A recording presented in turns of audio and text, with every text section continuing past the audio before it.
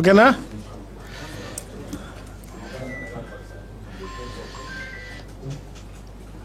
అందరికీ నమస్కారం. ఈరోజు ఏదైతే 22A ఉందో, ముఖ్యంగా దాని విధి విధానాలు, దాన్ని సరళీకృతం, రాబోయే రోజుల్లో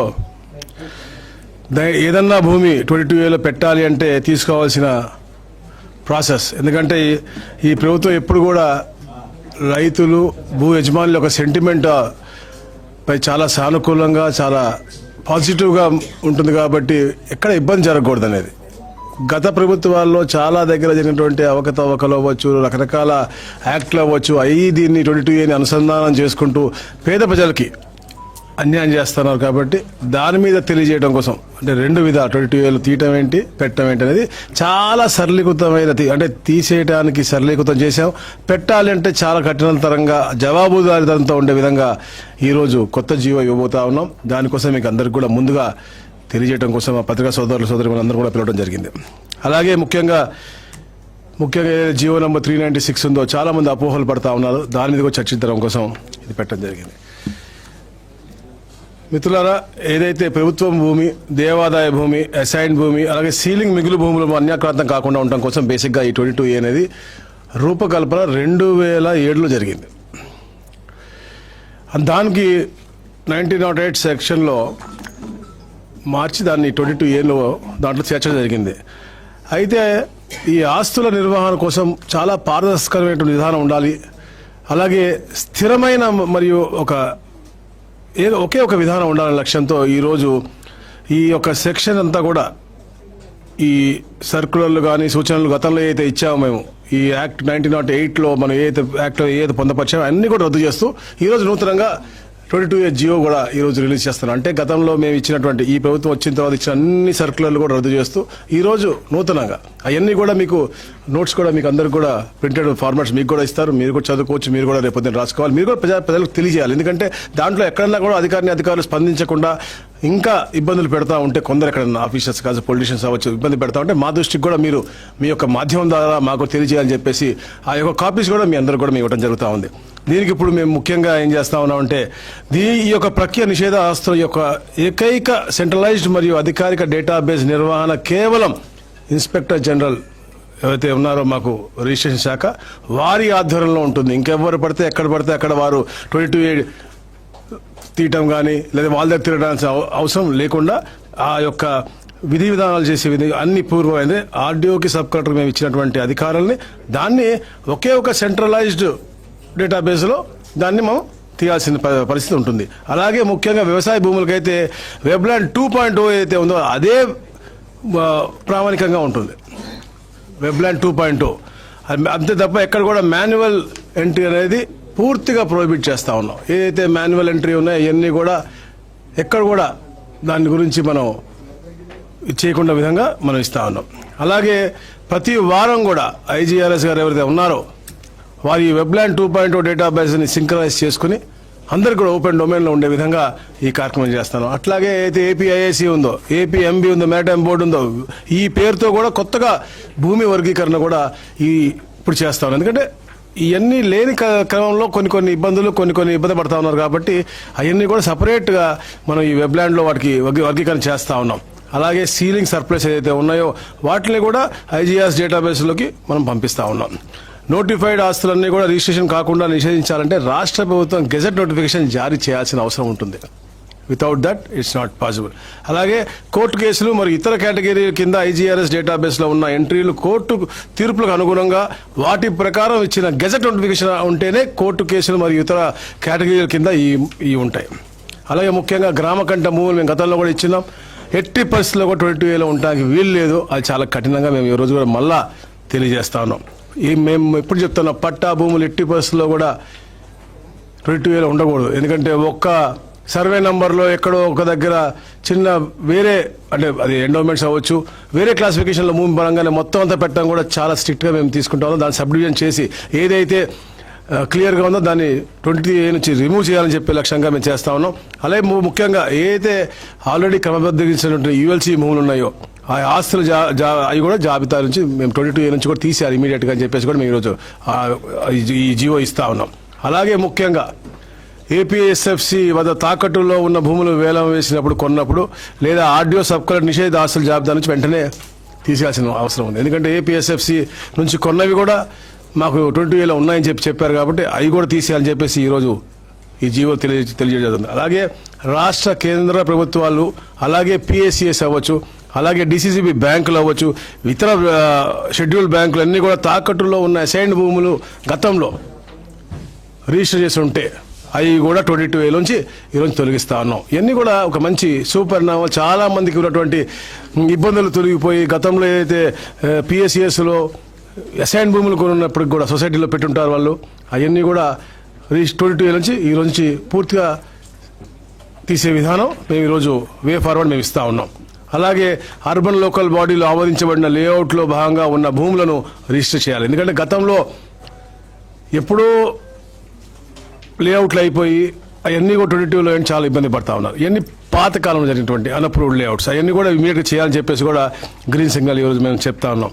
అలాగే చట్ట ప్రకారంగా వేలం వేసినటువంటి ప్రైవేట్ వ్యక్తులు లేదా సంస్థల ద్వారా కొనుగోలు కాబడినటువంటి ఎండోమెంట్స్ ఇవి కానీ ఇవన్నీ కూడా ఎప్పుడైతే సుప్రీంకోర్టు ఆర్డర్ వచ్చిందో దానికి ప్రయర్గా ఉన్నటువంటి సమయంలో ఏదైతే దేవాదాయ లేకపోతే వక్ఫ్ బోర్డు భూములు వాళ్ళు వేలంలో కొనుంటే అవి కూడా 22A నుంచి పూర్తిగా తీసేస్తా ఉన్నాం.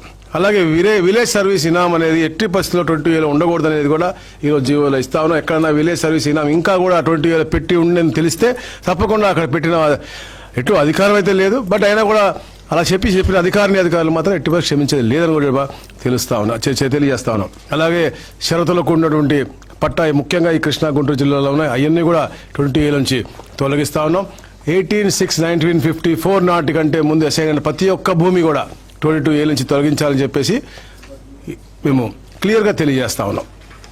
అలాగే ఏదైతే చట్టబద్ధంగా అధికారి ఎవరైతే ఉన్నారో లేకుండా కామన్ మ్యాన్ కూడా కామన్గా ఒక అధికారి ఇచ్చేసారని చెప్పి 22Aలో పెట్టినటువంటి ఉంటే ఏదైతే మేము పెట్టాల్సిన ప్రొఫార్మా ఇప్పుడు చెప్పబోతా ఉన్నాం ఆ క్రమంగా పెట్టకుండా అధికారి లేనటువంటి అధికారి పెట్టినటువంటి అన్ని కూడా తీసేయాలని కూడా మేము తెలియజేస్తా ఉన్నాం. అలాగే ఏదైతే ఇప్పుడు ఈ యొక్క ఆస్తులను చేర్చడానికి లేదా తొలగించడానికి ముఖ్యంగా ఆర్డీఓకి సబ్ కలెక్టర్ మాత్రమే అధికారం ఇస్తా ఉన్నాం. ఇప్పుడు అంటే పై అధికారుల దగ్గరకో ఇంకో తిరగకుండా ఉండే విధంగా నిషేధ ఆస్తుల జాబితాలో ఏదైనా భూమిని చేర్చడానికి లేదా తొలగించడానికి ఆర్డీఓకి లేదా సబ్ కలెక్టర్కి మాత్రమే ఇస్తా ఉన్నాం. వెబ్లాండ్లో అందుబాటులో ఉన్న వివరాలు మరియు ఎప్పటికప్పుడు సవరించిన నిర్దిష్ట విధానాల ప్రకారం 22A జాబితాలో చేర్చే అవకాశం లేని ఆస్తిని కూడా ఏ అధికారి కూడా నిషేధించే జాబితాలో చేర్చకూడదు. అలాగే ఏదో యుఎల్సి నిర్ణీత విస్తీర్ణం మించిన ఆస్తుల విషయంలో ప్రభుత్వం కాంపిటెంట్ అథారిటీ. గ్రామాల్లో అయితే ఎకరానికి మించిన భూమి ఉంటే, అలాగే పట్టణాలు అయితే 1000 అదనపు చదరపు గజాల కంటే ఎక్కువ ఉంటే మాత్రం అది రాష్ట్ర ప్రభుత్వం అనుమతి కంపల్సరీగా తీసుకోవాలి. ఇటువంటి కేసుల్లో ఆర్డీఓలు కలెక్టర్లు CCLA ద్వారా ప్రభుత్వానికి అప్లై చేసుకోవాలి. అంటే యుఎల్సీలో ఉన్నటువంటి భూములు మాత్రం ఏదైతే చెప్పాను నేను అగ్రికల్చర్ సీలింగ్ అయితే 1 ఎకరం తర్వాత అర్బన్ సీలింగ్లో దాటితే 1000 గజాలు దాటినవన్నీ కూడా త్రూ ప్రాపర్ ఛానల్ CCLA గారి ద్వారా గవర్నమెంట్కి అప్రూవల్ తీసుకోవాల్సిన అవసరం ఉంది. అలాగే ఆర్డీఓ లేదా సబ్ కలెక్టర్ జారీ చేసిన ఏ ఉత్తర్వుకైనా సంబంధించి జిల్లా జాయింట్ కలెక్టర్ అప్లేట్ అథారిటీగా వ్యవహరిస్తారు. జాయింట్ కలెక్టర్గా జారీ చేసిన ఉత్తర్వులపై ప్రభుత్వానికి రివిజన్ దాఖలు చేసుకునే అవకాశం కూడా ఇస్తా ఉన్నాం. ఏదన్నా మీకు నచ్చని ఆర్డర్ ఇచ్చిన ఆర్డర్ నచ్చకపోతే వెంటనే జాయింట్ కలెక్టర్ దగ్గర మీరు అప్పీల్ చేసుకోవచ్చు. అక్కడి వరకు కాని పక్షంలో 100%గా గవర్నమెంట్ చేసుకోవచ్చు. ఇట్లా ఒక నిర్దిష్టమైన సమయం కూడా అన్నిటికీ టైం అని ఇస్తా ఉన్నాం.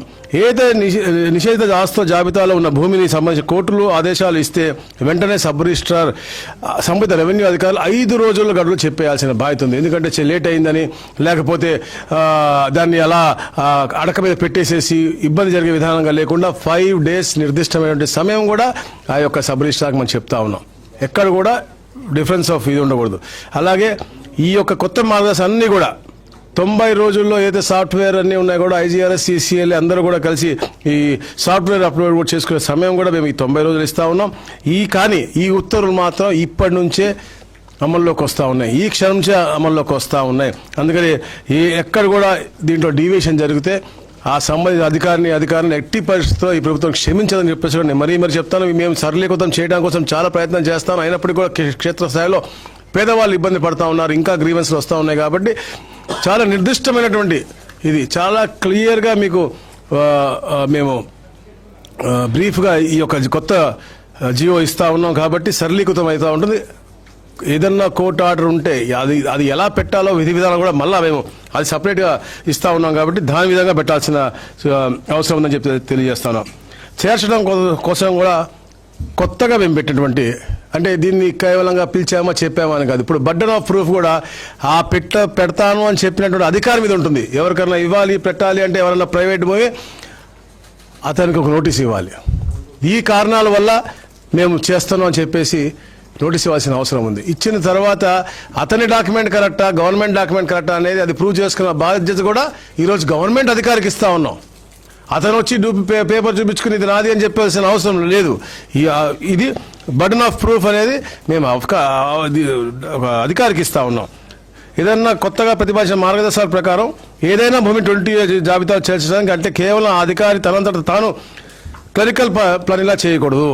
అది ఒక క్వాసి జ్యుడిషియల్ చర్యగా తీసుకుంటా ఉన్నాం.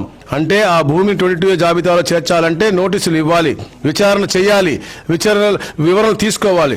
తన భూమి ప్రభుత్వ భూమి కాదని నిరూపించుకోవాల్సిన బాధ్యత పౌరుల పైన, భూ యజమానుల పైన ఉండదు. దీనికి ప్రభుత్వమే బాధ్యత వహిస్తుంది. అంత క్లియర్ గైడ్లైన్స్ కూడా మేము ఇస్తా ఉన్నాం. ఇవన్నీ కూడా ఆచరణ చేసి తీరుతామని చెప్పేసి మేము తెలియజేస్తా ఉన్నాం.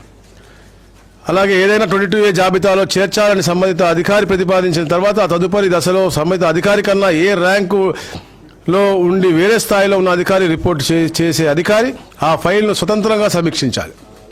గ్రామీణ ప్రాంతాలకు సంబంధించిన అయితే ప్రతిపాదిక అధికారికి ఆర్డీఓ ఉంటే సమీక్ష చేయడానికి జిల్లా రెవెన్యూ అధికారిగా ఉంటారు. ఈయన జాయింట్ కలెక్టర్ గారికి రిపోర్ట్ చేస్తారు.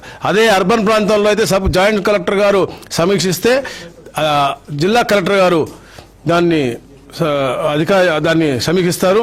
అలాగే CCLA గారికి రిపోర్ట్ చేస్తారు. ఇట్లా ఒక లేయర్ వైజ్గా పెట్టుకుంటా పోతా ఉన్నాం. ఇలాంటి జాబితాలన్నీ కూడా IGRS AP నుంచి రాష్ట్ర వ్యాప్తంగా గుర్తుండే విధంగా, అంటే ఒక నంబర్ ఇచ్చి దానికి ఓపెన్ డొమైన్లో పెట్టి ఎందుకు పెడుతున్నాం, ఏం పెడుతున్నాం అందరికి కూడా యాక్సెసిబిలిటీ ఉండే విధంగా, అంటే సంబంధించి అన్ని డిపార్ట్మెంట్లకు కూడా ఒక యాక్సెస్ ఉండే విధంగా దీన్ని ఓపెన్ డొమైన్లో పెట్టి వాళ్ళకు కూడా తెలియజేసే విధంగా ఈ యొక్క కార్యక్రమం, అంటే ఇంత ముందులాగా ఏది పడితే అది చిన్న డిస్ప్యూట్ ఉంటాయని కాదు, కోర్టు నుంచి వచ్చినది కూడా, కోర్టు నుంచి ఒక నిర్దిష్టమైన ఆర్డర్ వస్తే దాన్ని కూడా అందరికీ తెలియజేసి దీని మూలంగా మేము పెడుతున్నామని చెప్పేసి నోటీస్ ఇచ్చి పెట్టాల్సింది ఇది ఉంది. దానికి కూడా ప్రూఫ్ కూడా ఇవ్వాలి. రిజిస్టర్ పోస్ట్ ద్వారా కానీ లేకపోతే అవతల నుంచి ఏదో ఒక ఈ KYC ఎలా అయితే మనం తీసుకుని అక్కడి నుంచి అథెంటికేషన్ తీసుకుని అలాంటి తీసుకుని మాత్రమే పెట్టగలరు తప్ప ఎట్టి బస్సులో వేరే విధంగా పెట్టే విధంగా లేకుండా చేయాల్సిన అవసరం. అలాగే 6 మనం వివిధ అంశాలు కూడా క్వశ్చన్ కూడా పెట్టాం. దాంట్లో ఇవన్నీ నిర్ధారించబడితేనే అది 20Aలో పెట్టాలని చెప్పేసి కూడా మేము క్లియర్ కట్గా మేము మీకు ఇచ్చిన దీంట్లో ఉంది. అలాగే ఈ ప్రాసెస్ అంతా కూడా పూర్తయిన తర్వాత భూమి సబ్ డివిజన్ చేసి సంబంధిత పౌరుడికి షో కాజ్ నోటీస్ మాత్రం కంపల్సరీగా పంపించాల్సిన అవసరం ఉంది. ఈ నోటీసు 3 పద్ధతుల్లో పంపించాలి. ఒకటి రిజిస్టర్ పోస్ట్, రెండోది డిజిటల్ డెలివరీ, మూడోది భూ యజమాని ఇంటికి కానీ పంచాయతీ ఆఫీసులో కానీ నోటీస్ పెట్టాల్సిన అవసరం ఉంది. ఇట్లా చాలా క్లియర్గా ఈ ప్రక్రియలో ఏదో 2 చేయకపోతే అది ప్రాసెస్ కరెక్ట్ కాదనేది కూడా మేము చాలా క్లియర్ చెప్తా ఉన్నాం. అలాగే పౌరులకు 30 రోజులు గడువు ఇస్తా ఉన్నాం. ఏది వాళ్ళు చూపించుకోవడానికి, తెలియజేయడానికి. దాని తర్వాత 14 రోజులు అడ్వకేట్ తీసుకొచ్చి వాళ్ళ యొక్క ఏదైతే వాళ్ళ గ్రీఫ్ ఉందో వాళ్ళు ఎక్స్ప్లెయిన్ చేసుకుని వాళ్ళ బాధలు చెప్పుకోవడం, లేదా వాళ్ళ ప్రూఫ్ వాళ్ళ తరపు పత్రాలు ఇవ్వడానికి కూడా అంత సమయం ఇస్తా ఉన్నాం. ఇట్లాంటి ఎన్నో చేసిన తర్వాత కూడా ఈ విచారణ ముగిసిన తర్వాత కూడా అధికారి కూడా స్పీకింగ్ ఆర్డర్ ఇవ్వాలి. ఊరికే చెప్పాడు కదా కాదు, ఎవరైతే స్పీకింగ్ ఆర్డర్ ఇస్తారో అది రిజిస్టర్లో నమోదై ఉంటుంది. తప్పకుండా రేపు పొద్దున్న తప్పు చేశారని తెలిస్తే వాళ్ళ మీద యాక్షన్ కూడా ఉంటుంది. ఇట్లా ఒక అద్భుతమైనటువంటి ఒక మంచి వాతావరణం క్రియేట్ చేయడం కోసం ఇవన్నీ తీసుకొస్తా ఉన్నాం. ఈ ప్రభుత్వం ఎప్పుడు కూడా పేదలు సుభిక్షంగా ఉండాలి, రాష్ట్రం బాగుండాలి, ఎక్కడెక్కడ భూ సమస్యలు ఉన్నాయో అన్ని కూడా పరిష్కరించాలనే లక్ష్యంతో పనిచేస్తా ఉన్నాం. గౌరవ ముఖ్యమంత్రి గారు ముఖ్యంగా ఈ రాష్ట్రంలో ఏదైతే ల్యాండ్స్ అన్ని లాక్ అయి ఉన్నాయో అవి అన్లాక్ చేయాలి, అవన్నీ కూడా పేదలకు ఉపయోగపడాలనే లక్ష్యంతో ఎన్నో కార్యక్రమాలు చేస్తా ఉన్నాం. మీరు చూసారు, దాదాపుగా ఈ సంవత్సరంలోనే ఈ పాటికి మేము ఒక 20 మంచి కార్యక్రమాలు చేసాం. దాంట్లో అంటే ఇది రెవెన్యూకి సంబంధించిన అన్లాకింగ్ ఆఫ్ లాక్డ్ ల్యాండ్స్ గురించి చూసుకుంటుంటే శెట్టిపల్లితో మొదలుపెట్టాను. తిరుపతిలో దాదాపుగా 2500 మందికి హక్కు పత్రాలు ఇచ్చాం. తర్వాత చూస్తే ఇక్కడ వట్టి చెరుకురు 100 సంవత్సరాల సమస్య. 5,000 మంది ఉంటారు. అది కూడా సమస్య ఎవరు కూడా చూడలేదు. మన దృష్టికి తీసుకొచ్చారు సెక్రటరియట్లో. వెంటనే దాని గురించి అధికారులకు చెప్పాం. వాళ్ళు సానుకూలంగా స్పందించి అద్భుతంగా వాళ్ళకి హక్కు కల్పించారు. అలాగే ఉట్కూరు అవ్వచ్చు, పుల్లడుగుంట అవ్వచ్చు, కుప్పంలో కముంది అవ్వచ్చు, అలాగే మొన్న వక్ఫ్ బోర్డులో పెట్టినటువంటిది మన మనగానపల్లి నంద్యాల జిల్లాలో 2,075 ఎకరాలు. అది కూడా అంటే ఎక్కడ అలాంటి లార్జర్ ఇంట్రెస్ట్లో ఎక్కడ ఏ సమస్య ఉన్నా కూడా తప్పకుండా పేదలకు మంచి చేయాలి. మనం ఆ పేదల దగ్గర లాక్కోలేము, కానీ వాళ్ళకి అమ్ముకునే హక్కు ఉండదు. సో ఒక మంచి వాతావరణంలో గౌరవ ముఖ్యమంత్రి గారు ఒక ఎగ్జార్బెంట్ ఆలోచనతో వాళ్ళకే హక్కు కల్పించే విధంగా కూడా ఈ కార్యక్రమాలు చేస్తాను. నిన్న కర్నూలులో అవ్వచ్చు, ఇట్లా దాదాపుగా 20 కార్యక్రమాలు చేశారు. రాబోయే రోజుల్లో కూడా ఈ ల్యాండ్స్ అన్ని కూడా అన్లాక్ చేసి క్రయ విక్రయాలు చేసుకుంటూ పేదవాడికి ఉపయోగపడే విధంగా ఉండాలనే లక్ష్యంతోనే ఇన్ని సంస్కరణలు తీసుకొస్తున్నాం. ముఖ్యంగా ఈరోజు ఈ 22A సంస్కరణ ఏదైతే వచ్చిందో దీని ద్వారా చాలామంది రైతులకి ఆనందాలు వచ్చే విధంగా ఇది పెట్టాం. ఎందుకంటే డాక్యుమెంటేషన్ తగ్గించాము, రిక్వైర్డ్ డాక్యుమెంట్ తగ్గించాము. అంటే రెండిట్లో ఒకలాగా ఉంది, రెండిట్లో ఒకలాగా ఉన్నాడు కూడా ఏదైతే కరెక్ట్గా ఉంది అది జెన్యూన్ అయితే చాలు అనే విధంగా ఈ యొక్క జీవో అనేది మేము ఈరోజు ఇచ్చామని చెప్పేసి కూడా తెలియజేసుకుంటూ ఇవన్నీ కూడా ఇంకా ఇది కాకుండా లార్జర్ ఇంట్రెస్ట్ కూడా మనకి నెల్లూరు టౌన్ నుంచి కూడా ఈరోజు కూడా క్వారీ ప్రోరంబోకులు ఏదో ఉందని చెప్పి వచ్చారు. తప్పకుండా అలాంటివి అవి కూడా పాజిటివ్గా తీసుకుని ఈ ప్రభుత్వం ఏం చేయగలరో తప్పకుండా చేస్తానని చెప్పేసి కూడా నేను మీకు తెలియజేస్తాను. అలాగే ముఖ్యంగా గత కొద్ది రోజులుగా ఒక అపోలో మా డాక్యుమెంట్ రైటర్ రిజిస్ట్రేషన్ శాఖకు సంబంధించినటువంటి ఇది కొంచెం ఒక అపోహలో ఉన్నారు. ఏదైతే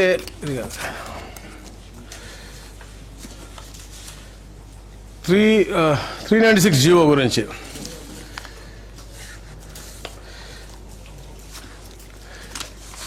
రిజిస్ట్రేషన్ ఆఫీస్ ప్రైవేటీకరణ చేసేస్తారు అని చెప్పేసి కొందరు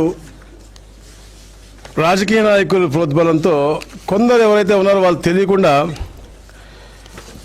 దాన్ని ముందుకు తీసుకెళ్తున్నారు. చాలా బాధాకర విషయం. ఎందుకంటే మనం ఎప్పుడు కూడా జీవితంలో మన లివింగ్ స్టైల్స్ కానీ మన జీవిత పరిమాణాలు మెరుగుపరచాల్సిన లక్ష్యంతోనే మనం కష్టపడతా ఉండడం చేస్తాం. దాంట్లో భాగంగానే మెరుగైన సేవ పేదలకు ఇవ్వాలి అని చెప్పే లక్ష్యంతో ఈరోజు గౌరవ ముఖ్యమంత్రి గారు అలాగే ఐటీ శాఖ మంత్రులు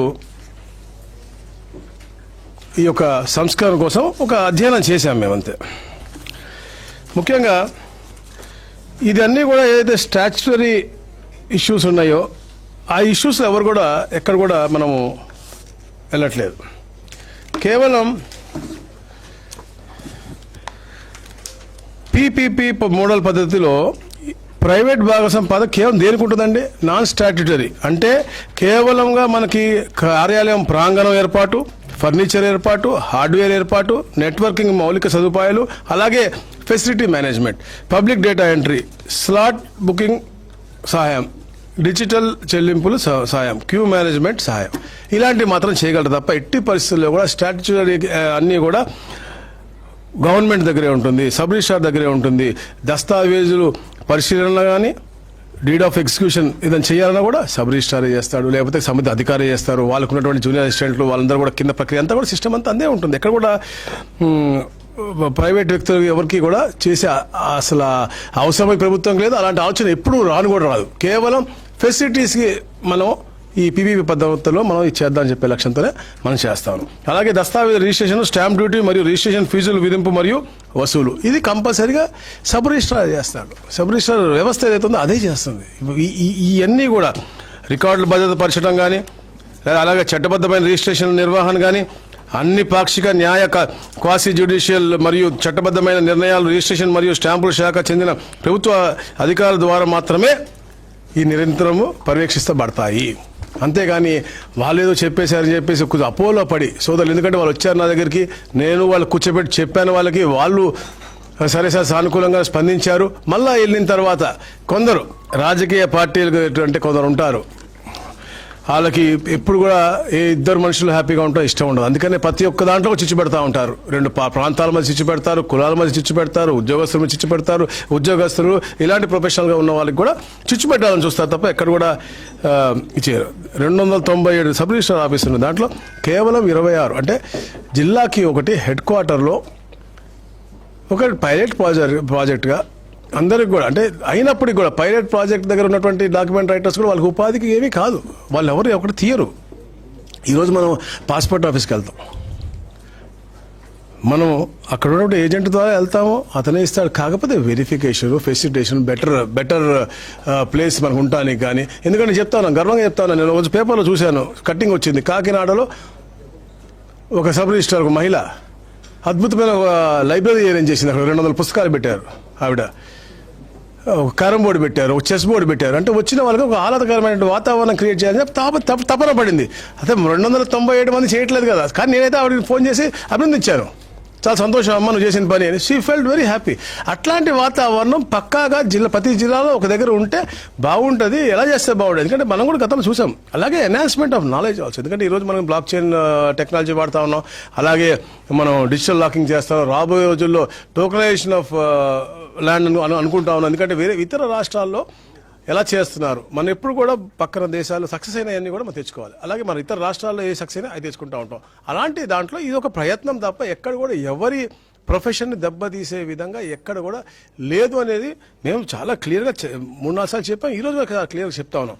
ఇది కేవలం సేవా కేంద్రాలు మాత్రం ఎవరి వృత్తిని దెబ్బతీసే విధంగా కాకుండా మెరుగైన సేవలు కామన్ మ్యాన్కి అందించాలనే లక్ష్యంతోనే ఈరోజు మేము ఈ కార్యక్రమం చేస్తా ఉన్నాం. దాంట్లో ఎవరు కూడా అపోహ పొందాల్సిన అవసరం లేదని చెప్పేసి చెప్తూ, అలాగే ఏదైతే వీళ్ళు రెచ్చగొడతా ఉన్నారో మేమంతా కేవలం సిటిజన్ సెంట్రిక్ సర్వీస్ డెలివరీ చేద్దామని చెప్పేసి దీంతో చేస్తా ఉన్నాం.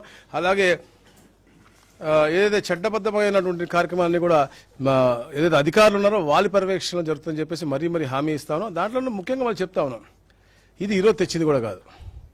ఈరోజు మేమేం చేసామంటే, మేము పెట్టి ఏదైతే అంటే ఇంకా టెండర్కి కూడా వెళ్ళలేదు, కానీ ఏదైతే దేశంలో పెద్ద ప్రాంతాల్లో మహారాష్ట్ర అవ్వచ్చు, దానంతా కూడా మొన్న వచ్చింది ఒక విఎఫ్ఎస్ గ్లోబల్ అని వాళ్ళు చేస్తూ ఉన్నారు. 60 సబ్ రిజిస్ట్రార్ ఆఫీస్కి చేస్తూ ఉన్నారు. అక్కడికి వెళ్ళి అధ్యయనం చేశారు, మా కమిషనర్ గారు చేశారు, వారు టీమెయిల్ చేశారు, ఎలా చేస్తే ఎలా మంచిగా చేస్తున్నారని చెప్పేసి అధ్యయనం చేసిన తర్వాత ఇక్కడికి వచ్చారు. అప్పుడు మనం జిల్లాకు ఒకటి కూడా ఇవాళ పెట్టాం. మనం కొన్ని ఇప్పుడు పెడతాం, కొన్ని చూసి దాని తర్వాత బాగుంటే కొన్ని బాగా పెడతాం. ఎందుకంటే మనందరం చూస్తాం ఎన్హాన్స్మెంట్ ఆఫ్ నాలెడ్జ్. ఎప్పుడు ఇంతకుముందు మనం చిన్నప్పుడు పేపర్ పట్టుకుని టైప్ రైటింగ్కి వెళ్ళేవాళ్ళం, ఏఎస్డిఎఫ్ఐ అని కొట్టుకుంటూ ఉండేవాళ్ళం. దాని తర్వాత మళ్ళీ కంప్యూటర్ వచ్చింది. కంప్యూటర్ తర్వాత మళ్ళీ అవన్నీ మారుతా వచ్చినాయి. ఇంటర్నెట్ కెఫేలు అవ్వచ్చు. ఇప్పుడు ఈరోజు we're talking about quantum computing, we're talking about AI. So ఎప్పటికప్పుడు అవి మారుతూ ఉంటాయి. దాంట్లో కూడా మనం కూడా మన నాలెడ్జ్ని పెంచుకుని దాన్ని కూడా ఉపయోగించాలి. మా డాక్యుమెంట్ రైటర్ సోదరులు కూడా వారి కుటుంబ సభ్యులు కూడా నేర్చుకుంటారు, వాళ్ళు దాంట్లో ఉంటారు. దీనివల్ల ఎంప్లాయ్మెంట్ క్రియేట్ అవుతుంది. దీనివల్ల అర్హత ఉన్న వాళ్ళు చేయగలరు.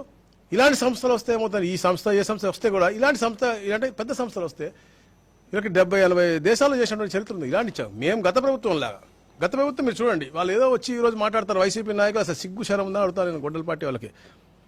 2019లో ఎప్పుడైతే మీరు ప్రభుత్వం వచ్చి మీరు వాలంటీర్లు పెట్టారో, ఆ వాలంటీర్లకు ట్రైనింగ్ ఇచ్చినటువంటి కంపెనీ 69 కోట్లు అప్పుడు మీరు ఇచ్చినటువంటి కంపెనీకి మీరు ఈ టెండర్ ఇస్తే మీరేదో మేము అంటే దీని గురించి ఆలోచన చేసి మేము దీన్ని 2 సంవత్సరాలు అధ్యయనం చేసి మంచిగా తీర్చిదిద్ది రూపకల్పన చేసి పేదవాడికి మంచి జరిగే విధంగా, అలాగే కామన్ మ్యాన్ ఎవరైనా వస్తే వాడికి మంచి ఫెసిలిటీస్ ఇవ్వాలి, ఎక్కడ తప్పు జరగకూడదు, ఎక్కడ కూడా అన్యాక్రాంతం అవ్వకూడదు లక్ష్యంతో మేము ఈ కార్యక్రమం చేస్తున్నాం తప్ప ఎక్కడ కూడా ఈ ఒకరిని దెబ్బతీయాలి, ఒకరి ప్రొఫెషన్ దెబ్బతీయాలని కాదు. డాక్యుమెంట్ రైటర్లో ఎప్పుడు కూడా పడాల్సిన అవసరం లేదు. మీకు ఎటువంటి పరిస్థితిలో కూడా ఎక్కడ కూడా మీకు మీ చేసే ప్రొఫెషన్కి నష్టం జరగదు. వాళ్ళు మాత్రం అందరికి నష్టం జరిగే విధంగా గతంలో ఎవరైతే వాలంటీర్లకు ఇచ్చారో అదే కంపెనీకి ట్రైనింగ్ ఇచ్చే కంపెనీకి వాళ్ళు ఇది అలా 99 కోట్లకు వాళ్ళు టెండర్ పిలిచారు. కానీ గవర్నమెంట్ పోయిన తర్వాత వాళ్ళు చేయలేక, ఎందుకంటే వాళ్ళు ఇచ్చింది కూడా ఫస్ట్ విశాఖపట్నంలో, ఇప్పుడు విశాఖపట్నం ఒక ఏదైతే ఐటీ హిల్స్ ఉన్నాయో ఇప్పుడు బిజీ అయిపోయినాయి. అప్పుడు బిజీ లేవు, బస్సు కూడా పోయేది కాదు. 1924 అన్ని పారిపోయాయి విశాఖపట్నం నుంచి. అలాంటి తరుణంలో తీసుకెళ్లి అక్కడ పెట్టారు. అంటే కామన్ మ్యాన్ బస్సు కూడా లేని దగ్గర ఎలా వెళ్తాడండి? అక్కడ పెట్టారు. దానికి మళ్ళీ ₹1,00,00,000 అప్పుడు అడ్వాన్స్ కూడా ఇచ్చినటువంటి పరిస్థితి, శాంక్షన్ కూడా ఇచ్చినటువంటి పరిస్థితి. మళ్ళీ ఇతను నేను చేయలేనని చెప్పేసి ఇతను రద్దు చేశాము. మేము రద్దు చేసి ఈరోజు స్టడీ చేసి అందరికీ మంచి సదుపాయాలు మంచి వసతులతో కల్పించే దిశగా మేము ఈ కార్యక్రమం చేస్తాం. దీని తప్పుగా బ్లూ పత్రికలు రాస్తూ ఉంటారు. అసలు మీరు దాని గురించి ఎప్పుడు కూడా మీరు ఆలోచించాల్సిన అవసరం లేదు. ఇదే నేను మీ అందరి ద్వారా కూడా నేను మా సోదరులైనటువంటి డాక్యుమెంట్ రైటర్లు కూడా నేను కోరుతాను. ఈ ప్రభుత్వం ఎప్పుడు కూడా అందరూ సుభిక్షంగా ఉండాలనే తపనతోనే పనిచేస్తాను. మీరు చూడండి, ఈ రోజు కూడా ఉద్యోగస్తులతో కూడా మా అధికారులు మా మంత్రులు అందరూ కూడా కూర్చుని డిస్కస్ చేస్తా ఉన్నాం, హెల్తీ డిబేట్ చేస్తా ఉన్నాం, మాట్లాడుతూ ఉన్నాం ఏం చేస్తే ఎవరికి మంచి చేయగలం అనేది. ఈ రోజు రాష్ట్రంలో ఆర్థిక పరిస్థితి బాగా అంత అద్భుతంగా ఏం లేదు, కానీ ఉన్న దాంట్లో అందరూ కూడా ఎట్లా హ్యాపీగా ఉండాలని చెప్పే లక్ష్యంతోనే మేము చేస్తాను. ఈ బురద జల్లే అలవాటు ఆ బ్లూ పత్రికకి ఎప్పుడు ఉంటుంది. అలాగే పత్రిక ఇష్టానుసారంగా సర్వే గురించి అవ్వచ్చు, సర్వేలో మనం చూసాం వాళ్ళు తప్పులు తడక చేసింది, వాళ్ళు సమయాన్ని కుదించి తక్కువ సమయం చేసి అన్ని తప్పులు చేసి ఈరోజు మళ్ళీ మేము రీసర్వే మొత్తం రాష్ట్రం చేయాల్సి వస్తుంది. దాని మీద కూడా వాళ్ళు నత్తనాటకం మీద సర్వే అని రాస్తారు. అంటే తొందరపాటు చేసి మళ్ళీ తప్పులు చేయమంటారా? పేదవాడికి అన్యాయం చేయమంటారా? వాళ్ళు చేసినటువంటి 6,688 గ్రామాల్లో మాక్సిమం 90% మళ్ళీ మనం చేయాల్సి వస్తూ ఉంది. అవన్నీ ఇప్పుడు క్లియర్ చేసుకుంటాం. మళ్ళీ మేము 4,000 గ్రామాలు పూర్తి చేస్తా ఉన్నాం. గ్రౌండ్ ట్రూతింగ్ దాకా కేవలం గ్రౌండ్ ట్రూతింగ్ 90 days ఇస్తా ఉన్నాం. 2,200 పై చిలుకు ఒక సర్వే చేయడానికి కోసం మేము టైం అని పెట్టాం. వాళ్ళ దాని సగం కూడా పెట్టలేదు. ఒక సర్వేర్ అవ్వచ్చు, ఒక విఆర్ఓ అవ్వచ్చు, ఒక మండల అధికారి 100 రోజుల గ్రామంలో ఉంటున్నారు. ఎందుకంటే గతంలో జరిగిన మిస్టేక్స్ తగ్గించాలనే తపనతో, అవన్నీ క్లియర్ చేయాలని తపనతో రాబోయే రోజుల్లో ఎక్కడ కూడా ఎవరికి పేదవాడికి అతనికి పర్ఫెక్ట్గా లాంగిట్యూడ్స్ లాటిట్యూడ్స్తో పాటు అన్ని క్లియర్ చేసి డాక్యుమెంట్స్ అనేది అతనికి ఒక అంటే హక్కు అనేది పూర్తిగా కలిగే విధంగా ఈ సర్వే కూడా చేస్తున్నారు. ఇట్లా అన్ని ప్రక్రియలో కూడా ఈ డిపార్ట్మెంట్ అనేది గౌరవ ముఖ్యమంత్రి గారి ఆదేశాల మేరకు కింద స్థాయిలో అన్ని సకలంగా అందించాల లక్ష్యంతోనే మేము పనిచేస్తా ఉన్నాం. ఈరోజు 22A అనేది పెద్ద భూతం, దాన్ని సరళీకృతం చేయడం కోసం గౌరవ సిఎస్ గారు అవ్వచ్చు, మా CCLA గారు అందరూ కూడా ఎంతో అధ్యయనం చేసి ఈ యొక్క కొత్త సర్క్యులర్ ఇస్తా ఉన్నాం, కొత్త గవర్నమెంట్ ఆర్డర్ ఇస్తా ఉన్నాం. అది అందరూ కూడా సద్వినియోగం చేసుకోవాలి, చదువుకోవాలి, చూసుకోవాలి. మీకు సంబంధిత అధికారుల దగ్గరికి వెళ్ళి మీకున్న ఇబ్బందుల గురించి కూడా తెలియజేసి దాన్ని వెంటనే పరిష్కరించుకోవాలని చెప్పేసి కూడా మేము కోరుతా ఉన్నాం.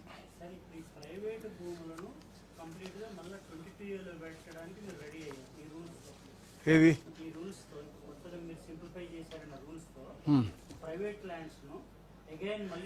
ఎట్టి పరిస్థితిలో ఉండకూడదు అన్న పెట్ట ఏదన్నా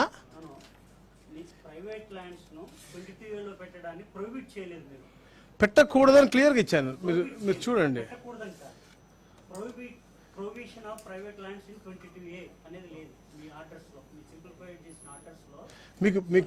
మీకు క్లియర్ కట్ నేను ఫస్ట్ చదివాను బ్రదర్. నేను క్లియర్గా ఫస్ట్ చదివాను. మీకు ఇంగ్లీష్ మీకు క్లియర్గా ఆర్డర్ కాపీ కూడా ఇస్తారు. పట్టా భూములను నిషేధించే జాబితాలో ఉంచకూడదు.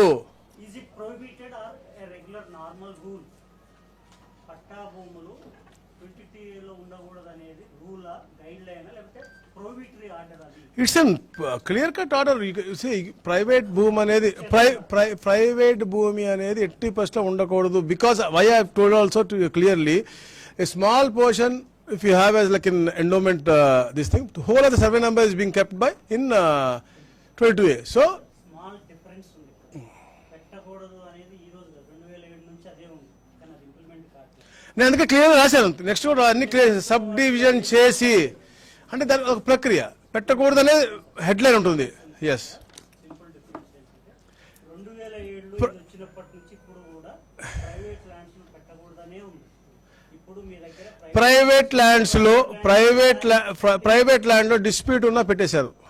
కామన్ డిస్ప్యూట్, నీకు మీ ఇంట్లో డిస్ప్యూట్ పెట్టాం మేము. ఇప్పుడు మీ అధికారం ఎవరికి ఇవ్వట్లేదు, మేము పెట్టడానికి ఇవ్వట్లేదు. ఇప్పుడు మీరు there is no dispute register today, there is no more from today, there is no more dispute register. Any guidelines given by court or any such tribunal only will be included in 22A. Retired IPS ఏవి Venkateswararao and other teams వాళ్ళు ఏం కోరుతున్నారు, demand చేస్తున్నారు, ఇంకా సామాన్యం కూడా ఏమవుతున్నారంటే ప్రభుత్వ భూములు ఏంటో దేవాదాయ భూములు ఏంటో ప్రభుత్వానికి తెలుసు. సో ప్రైవేట్ భూములు ఏంటో కూడా తెలుసు కాబట్టి 22A కంప్లీట్గా రోల్ బ్యాక్ చేయాలంటారు. అది సాధ్యమా కాదా? అంటే నేను ఫస్ట్ చెప్పాను, గవర్నమెంట్ ఆస్తులు, అసైన్ భూములు, లేదా దేవాదాయ, వక్ఫ్ భూమి, ఇవన్నీ కూడా కాపాడటం కోసం ఈ యొక్క చట్టం తీసుకొచ్చారు. దాని తర్వాత ఏమైంది, డిస్ప్యూట్ అనేది నేను అంటే I will tell you one example also. అంటే ఎవరికైతే అధికారికి అర్హత లేకపోయినా కూడా ఒక హోదా ఉంటే ఆ అధికారి కూడా ఈ 20,000 పెట్టేసి అంటే పెట్టేసిన కొన్ని మాకు చూసాము కొన్ని అకేషన్స్. అలాంటి ఎక్కడ తావు రాకుండా అర్హత ఉన్నవాడు విత్ ప్రాపర్ ప్రూఫే పెట్టాలి తప్ప ఎక్కడ కూడా పెట్టలేసి తప్పుగా పెడితే అతను ఆన్సరబుల్ అని కూడా మేము చాలా క్లియర్గా ఆర్డర్స్ ఇచ్చాం. ఇప్పుడు చాలా క్లియర్గా ఇచ్చాం. ప్రైవేట్ భూములు కొన్ని ఉంటాయి, వాళ్ళు dispute, court gives sub judice, we can't do anything. Even court, ఇంకోటి కోర్టు అదే అంటున్నాను, కోర్టు ఆర్డర్ తెచ్చుకోకపోతే అది కూడా 20,000 పెట్టకూడదు అని చెప్తున్నాం క్లియర్గా. అంటే అది ప్రొహిబిట్ చేస్తున్నారా మీరు? ఎస్, డెఫినెట్గా ప్రైవేట్ భూమిని మేము పెట్టము. Is it prohibited order? Yes, 20TA. Yes. Sir, ఇక్కడ 1954 కంటే ముందు అసైన్ చేయబడిన భూముల్ని నిషేధ జాబితా నుండి తొలగిస్తున్నాం. 54లో అసైన్ చేసి ఇప్పుడు రాజశేఖర రెడ్డి సీఎం అయిన తర్వాత 2006లో పట్టాలు ఇచ్చారండి. అవి ఇప్పుడు నిషేధ జాబితాలో ఉన్నాయి, వాటిని తొలగిస్తారా? 54 ముందు అసైన్ అయిన ప్రతి ఒక్కటి తీసేయమని చెప్పి ఇవాళ క్లియర్ కట్ ఆర్డర్ ఇచ్చాము. అసైన్ చేస్తారండి, ఇంపోర్ట్ చేస్తుంది 2006లో, అసైన్ చేసిన తర్వాత కంప్లీట్ చేస్తుంది 2006లో. That will come at anyhow in freehold, మీకు వస్తుంది అది త్వరలో, అది కూడా వచ్చేస్తుంది మీకు. ఫ్రీ హోల్డ్ లో కూడా మేము 5 లక్షల ఎకరాలు మాకు తప్పులు తరగతి దొరికినాయి, అవి తప్ప మిగతా అన్ని కూడా వదిలేస్తున్నాం. అది కూడా మీకు త్వరలో ఫ్రీ హోల్డ్ అయిపోతుంది. 20 years టైం లైన్ ఉంది కాబట్టి దాన్ని అది అయిపోతుంది, కానీ మీకు అది కూడా మీకు ఆటోమేటిక్గా అయిపోతుంది. That's not a issue. Last గవర్నమెంట్లో 22A కింద చాలా మంది నాయకులే కబ్జా చేశారని అన్నారు. ఇప్పుడు మరి లిఫ్ట్ చేసేస్తే మొత్తం వాళ్ళందరికీ రికగ్నైజ్ అయిపోయింది. అంటే ఏదైతే అంటే మాది ఎప్పుడు 1/2 గవర్నమెంట్ కాదు, ప్లస్ 22A అంటే ఎవరైతే క్లెయిమెంట్ ఉన్నారో, ఎవరైతే వాళ్ళు ప్రాపర్ కోర్టు ఆర్డర్ పెట్టుకుని వాళ్ళు క్లెయిమ్ చేసుకుంటారు. ఇప్పుడు మీది ఉందనుకోండి, ఎవరైనా లాక్కుని ఉంటే అది కోర్టులో ఆల్రెడీ ఉంటుంది. So again it goes on the outcome of the court order, అంతే కదా. సరే, ఇప్పుడు అశోక్ గజపతి రాజు గారి ప్రైవేట్ ల్యాండ్ 2021 ఫిబ్రవరి 13 వరకు ప్రైవేట్ గా ఉన్న ల్యాండ్ అది అన్సెటిల్డ్, భూమిగా మీ వాళ్ళు రాసి అది అన్సెటిల్డ్ విలేజ్. దీంట్లో సరే అది ఎవరి భూమి అయినప్పటికీ కూడా అది వాగు పోరం పోకుంది. దాంట్లో ఎటువంటి పరిస్థితుల్లో కూడా కట్టడానికి వీల్లేదు. అప్పుడు ఇచ్చిన తహసీల్దార్ అవ్వచ్చు, అటు పోయిన పైన అధికారులు అవ్వచ్చు, వాళ్ళందరి మీద కూడా మేము యాక్షన్ తీసుకుంటాము. తహసీల్దార్ తప్పుగా రాసి ఇచ్చారు, అప్పుడు వాళ్ళు ఒత్తిడి అయ్యి ఉండొచ్చు, అప్పుడు ప్రభుత్వం ఒత్తిడి అయ్యి ఉండొచ్చు. తప్పకుండా అది మా దాని మీద లీగల్గా మేము ప్రొసీడ్ అవుతాం, తప్పకుండా యాక్షన్ తీసుకుంటాం. ఇట్స్ ఏ వాగు పోరంబోకు విచ్ ఇస్ అంటే దాని క్లాసిఫికేషన్ మార్చే హక్కు తహసీల్దార్ స్థాయి కాదు. అయినప్పుడు కూడా అతను మార్చి అది పర్మిషన్ ఇవ్వడం అనేది it's a very big mistake. దాని మీద మేము యాక్షన్ తీసుకుంటాం. ఏమండి,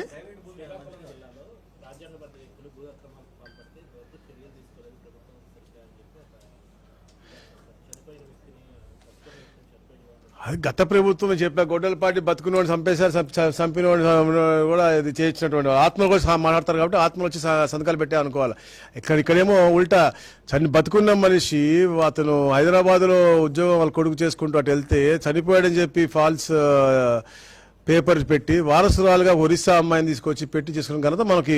అది కూడా ఒక ఉన్నత స్థానంలో ఉన్నప్పుడు వ్యక్తి, ఇంకా జ్యుడిషియరీ పొజిషన్లో ఉన్న వ్యక్తి ఇలాంటి పాపం చేశారంటే నిజంగా చాలా బాధాకర విషయం. అంటే వాళ్ళ స్కూల్ అలాంటిది కాబట్టి అలాంటి పనులు చేస్తూ ఉంటారు, అది నిర్ధారణ తెలిసింది. దాంట్లో ఒక భాగం అది. వీఆర్ టేకింగ్ కేర్, ఏదన్నా యాక్షన్ తప్పకుండా తీసుకుంటాం. Uttarandhra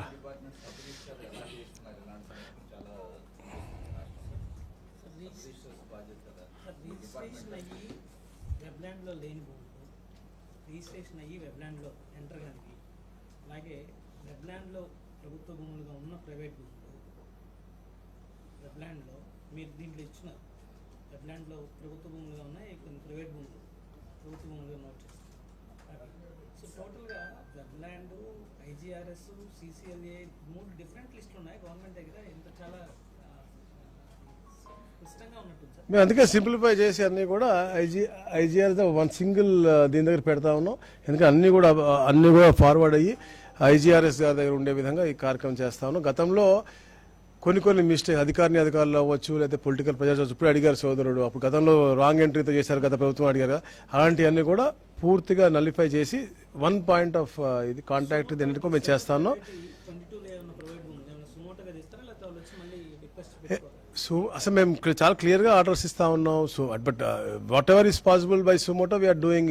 collectors are doing good job. మనం చూసాం కర్నూలులో అవ్వచ్చు, మీకు నంద్యాలలో అవ్వచ్చు, తిరుపతిలో అవ్వచ్చు, ఎవరికి ఈస్ట్ గోదావరిలో అద్భుతంగా వాళ్ళే సుమోటోగా తెలుసుకుని చేసిన తర్వాత గ్రామస్తులందరూ వెళ్ళి కలెక్టర్లను సత్కారం చేసినవి ఉన్నాయి. మీకు టెస్టిమోనియల్స్ కూడా ఉన్నాయి. ఇవి చరిత్ర ఎప్పుడు జరగలేవన్నీ, అవి కూడా మీరు ప్రోత్సహించాలి. ఇప్పుడే సోదరుడు అడిగినట్టుగా దాంతోపాటు అవి కూడా చెప్పాలా. ఎస్, డెఫినెట్గా ఏదో ట్యాంక్ పోరం పోకుందో విజయనగరం దాంట్లో పార్టీ ఆఫీస్ డెఫినెట్గా అది ఇల్లీగల్గా కట్టినటువంటి పరిస్థితి. దానికి రైట్ నాకు లేదు తహసీల్దార్కి. అతను చేశారు కూడా అతని మీద యాక్షన్ ఉంటుంది. ఎవరు తప్పు చేశారో వాళ్ళ మీద యాక్షన్ ఉంటుంది. ఎవరైతే మంచి చేశారో వాళ్ళని కూడా సత్కరించుకోవాల్సిన అవసరం ఉంది. Definitely we are going in a very proactive way. మా కలెక్టర్లు అందరూ కూడా సుమోటోగా తీసుకుని చేస్తూ ఉన్నారు. లేని మా రిప్రజెంటేషన్ వచ్చింది. ఇప్పుడు నాకు వట్టి చెరుకూరుది నా సెక్రటరీ ఉంటే వచ్చింది, పుల్లేడు కూడా నాకు ఉంటే వచ్చింది, నేను చేశాను. ఈరోజు నాకు నెల్లూరుది ఇచ్చారు, క్వారీ ఏదో ఉందని ఇప్పుడు ఇచ్చారు. అది డెఫినెట్గా దాని మీద మేము ఎంక్వైరీ చేస్తాం. ఇది జెన్యున్గా ఉండి అందరు లార్జర్ ఇంట్రెస్ట్లో ఎక్కువ మందికి ఉపయోగపడకుండా పడే విధంగా ఉండి, ఎక్కడ కూడా బ్రోకర్లు కానీ అవతవకలు చేసేవాళ్ళు లేకుండా ఉండి ప్రజాహితం జరిగే విధంగా ఉంటే తప్పకుండా ఈ ప్రభుత్వం చేయడానికి సిద్ధంగా ఉంది. ఈ ప్రభుత్వం ఒక సుపరిపాలన విధంగా అందరికి మంచి చేసే విధంగా వెళ్తున్నాం తప్ప ఎక్కడ కూడా ఎవరికి అన్యాయం చేసే విధంగా వెళ్ళట్లేదు. ల్యాండ్ ఓనర్స్ అవ్వచ్చు, అలాగే మా డాక్యుమెంట్ రైటర్లు అవ్వచ్చు, అందరికి కూడా గుడ్ న్యూస్ ఉంటుంది తప్ప ఎప్పుడు కూడా ఎవరు కూడా ఇబ్బంది పడే విధంగా మేము చెయ్యము. Thank you. విజయ్ గారు చాలా కనబడుతున్నారు. ఎలా ఉంది ఆరోగ్యం? నేను చూడలేదు.